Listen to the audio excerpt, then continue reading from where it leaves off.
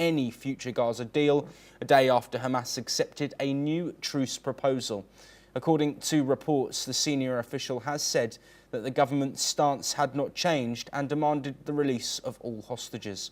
This comes after efforts to pause the fighting reportedly gained new momentum over the past week after Israel announced plans for a new offensive to seize control of Gaza City. Meanwhile, Qatari mediators awaited an Israeli response to a fresh Gaza ceasefire plan, which have warned of humanitarian catastrophes if Gaza truce offers are rejected. Let's now take a listen into what Qatar's Foreign Ministry of Affairs spokesperson has had to say.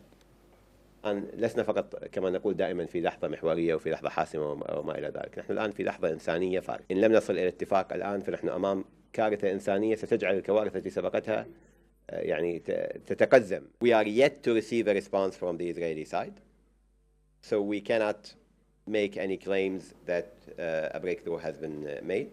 But we do believe it is a positive point when we have a positive response from Hamas over the agreement that was there on the... Well, joining us to discuss these developments, Scott Faulkner, head of the Eagle Enterprises, a security firm in Washington, and he also joins us from Washington. Scott, thank you ever so much for joining us.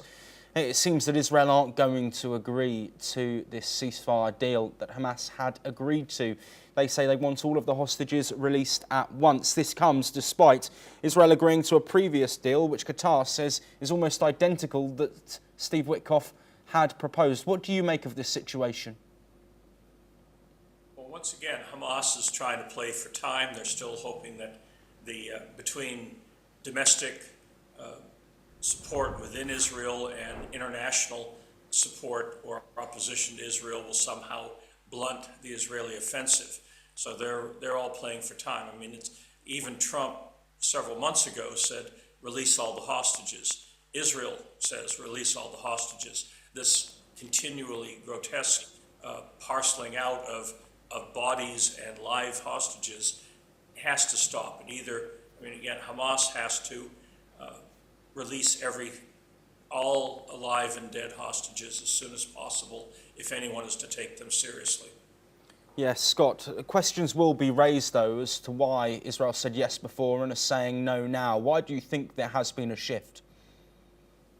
I think they're probably finding things in these tunnels and as they're continuing to push into Gaza City, and that's showing that Hamas has been probably regrouping and is just sitting there going, we've got to end this. We've got to end this terrorist cell that is still in the middle of Israel.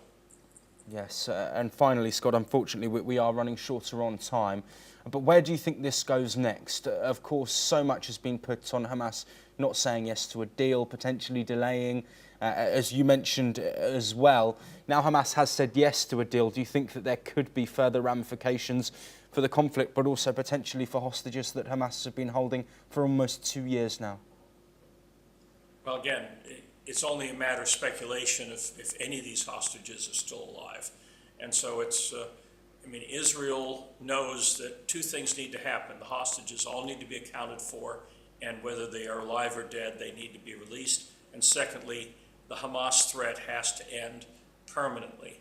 Otherwise, it's just going to be a matter of time before we have another horrendous October attack. So Israel's got a dual goal, and they're trying to find every way possible, militarily and diplomatically, to achieve them. Scott Faulkner, as always, such a pleasure to have you on the programme. Again, we expect reactions and